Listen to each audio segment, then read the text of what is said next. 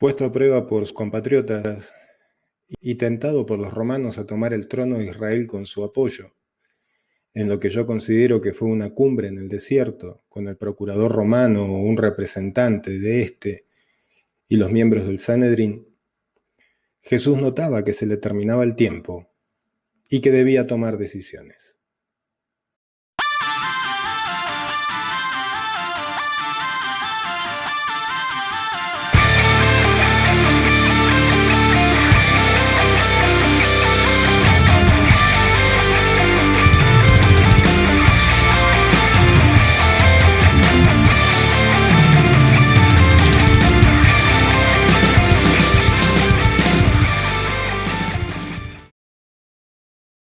Lo que Jesús perseguía era ser declarado Mesías, como ocurriría 100 años después, en la rebelión de Bar Kokhba, en la cual los romanos arrasaron con Judea y hasta le cambiaron su nombre, llamándola ahora Siria-Palestina.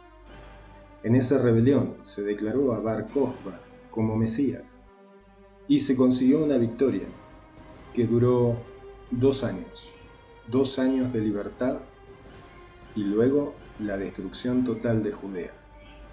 Los que no fueron asesinados durante el combate fueron vendidos como esclavos o debieron escapar, y así surgió la diáspora judía.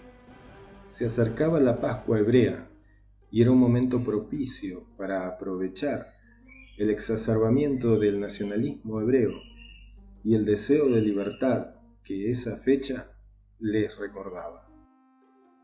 Jesús sabía que las pruebas a las que quería someterlo el Sanedrín eran solo una excusa para quitarle su apoyo. También sabía que si accedía a la propuesta romana, su reino no sería más que un tributario más de Roma, como tantos otros, como también lo era el reino de los Herodes. Por lo tanto, debía convencer al pueblo de que forzara al Sanedrín a unirse a la lucha libertaria. Los evangelios nos cuentan que había 5.000 personas que acompañaban a Jesús a lo largo de su periplo. Todas ellas debían ir a Jerusalén por la Pascua, pero faltaba una parte importante: los samaritanos. Y para sumarlos a su campaña, envió a sus discípulos para que los convencieran.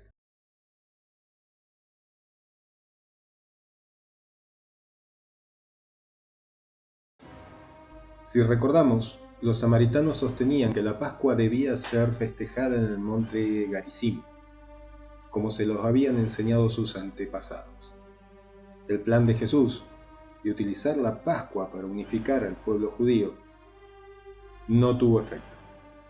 A pesar de haber conseguido una buena relación con los samaritanos, luego de aquella tarde que hablara con la samaritana y con su familia y demás vecinos, a aquellos que también lo habían acogido en aquel momento, cuando llegó el momento de subir a Jerusalén, como se decía en aquella época, para festejar la Pascua, para buscar el nombramiento de Jesús como Mesías, lo rechazaron.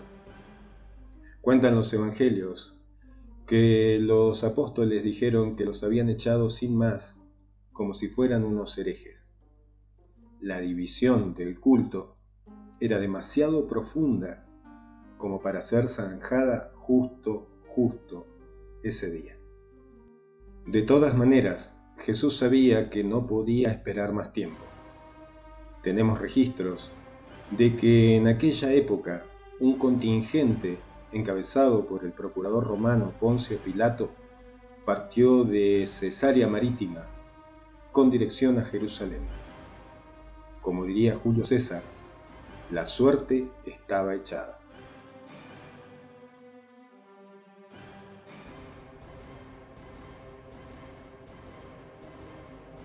Si Jesús era hijo de Judas el Galileo, solo los judíos o hebreos podían llegar a unirse a su causa.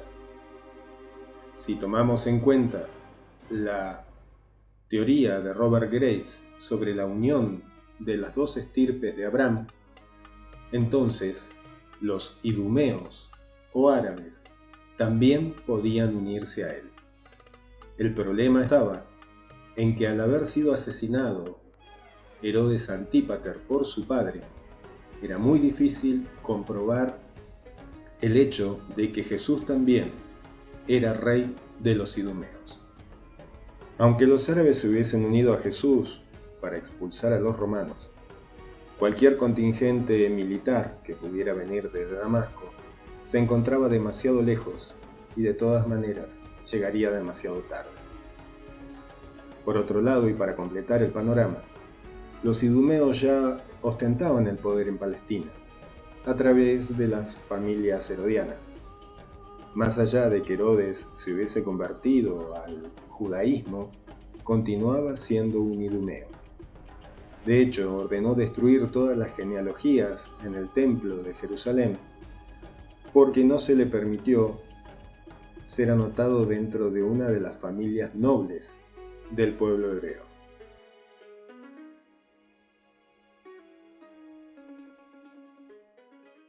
Como todo viaje, se inicia con un paso. El primero era juntar financiamiento que permitiera a los 5.000 llegar a Jerusalén. Para ello, Jesús contaba entre su gente con ex recaudadores de impuestos, que hacían las veces de contadores del movimiento. Entre ellos estaba también Judas Iscariote. Para generar un mayor impacto, Jesús procuró cumplir con las profecías bíblicas, entre ellas la entrada del Mesías en Jerusalén, montado en un burrito que nunca hubiese llevado carga.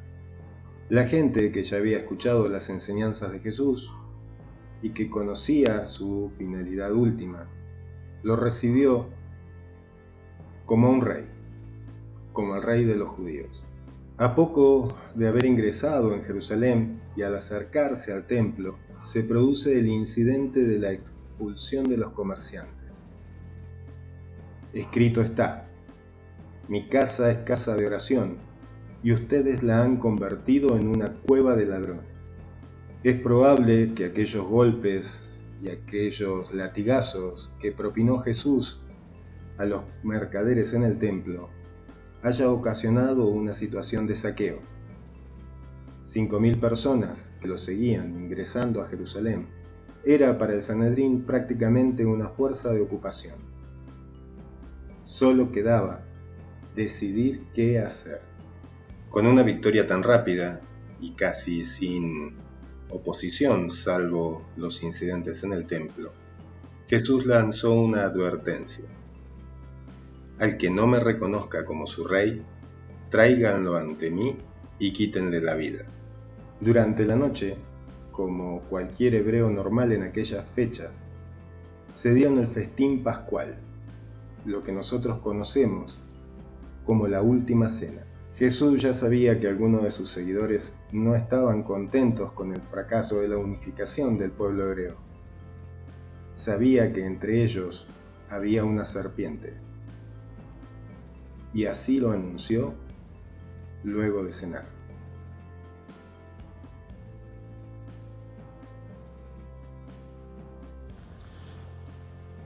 Entonces Jesús estaba solo, con sus 5.000. No le quedaba más remedio que esperar a que el Sanedrín decidiera qué era lo que iba a hacer con él. Replegó sus fuerzas hacia un bosque similar a este, el monte de los olivos, Getsemaní, y allí esperó. Mientras Jesús esperaba, replegado en el monte de los olivos, el Sanedrín sesionaba. Y allí Anás, el líder del Sanedrín, fijó el futuro y el destino de Jesús y su movimiento, cuando dijo: es preferible que muera un hombre a que perezca todo el pueblo de Israel.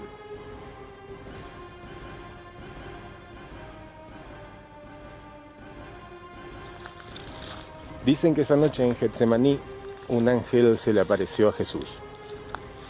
Si tomamos la idea del ángel como el mensajero, y no con el sentido metafísico que le dan las religiones,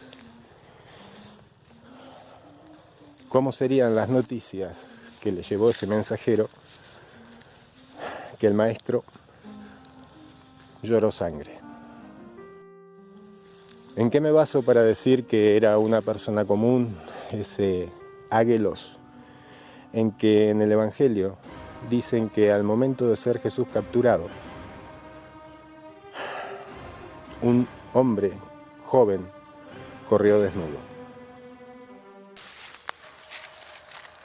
Y en un bosque similar a este, en un claro, Jesús oró. Se acercó a una piedra en ese claro, miró a los cielos y dijo: Padre, aleja de mí este cáliz, pero que se haga tu voluntad y no la mía.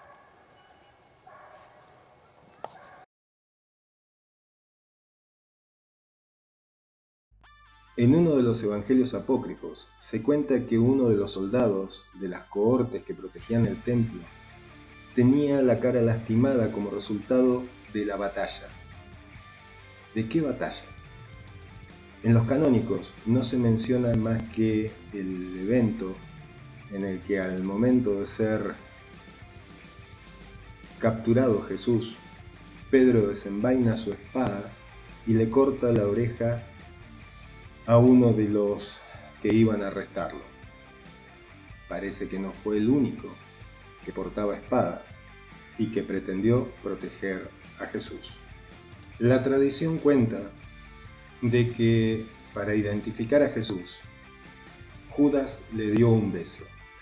Y también cuenta la tradición que Jesús se entregó voluntariamente para evitar una matanza. Las tropas romanas ya se encontraban en Jerusalén, pero como era tradicional en la táctica militar romana, siempre utilizaban gente del lugar como primer fuerza de choque. Así lo hicieron en la Galia, cuando enviaron a los teutones a enfrentar en primer término a los galos. Ahora enviaban a hebreos a pelear con hebreos.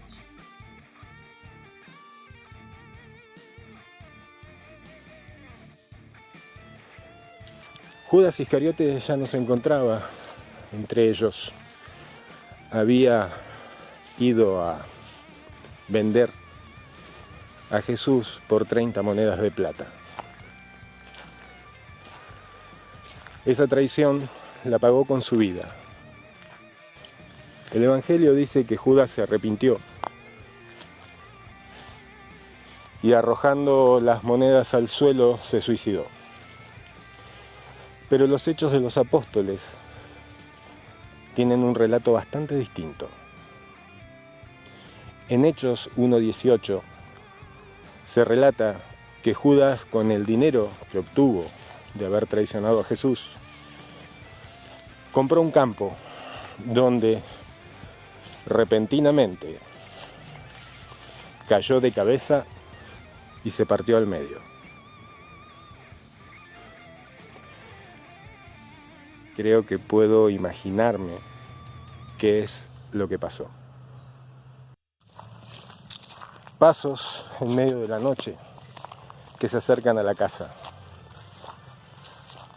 No solo un par de pies, sino al menos 11. Una puerta que se cae. Un hombre que es sorprendido. Judas Iscariote. La puerta que cae.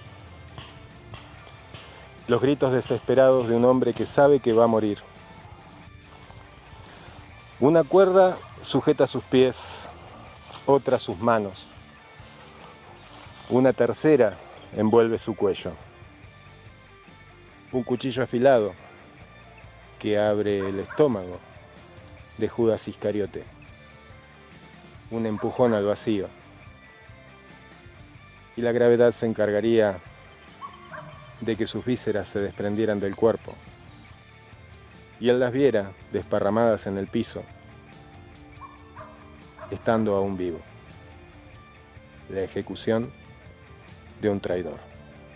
Si Jesús ingresó a Jerusalén en un burro, y era el único que iba sobre ese burro, si a su vez Jesús había sacado del templo a los mercaderes enfrente de las impávidas tropas defensivas del templo y de Herodes, ¿por qué se requería el beso de Judas para identificarlo? Cualquiera de aquellos mercaderes podría haber señalado a Jesús sin la necesidad de la traición de Judas. Entonces, ¿por qué las 30 monedas de plata?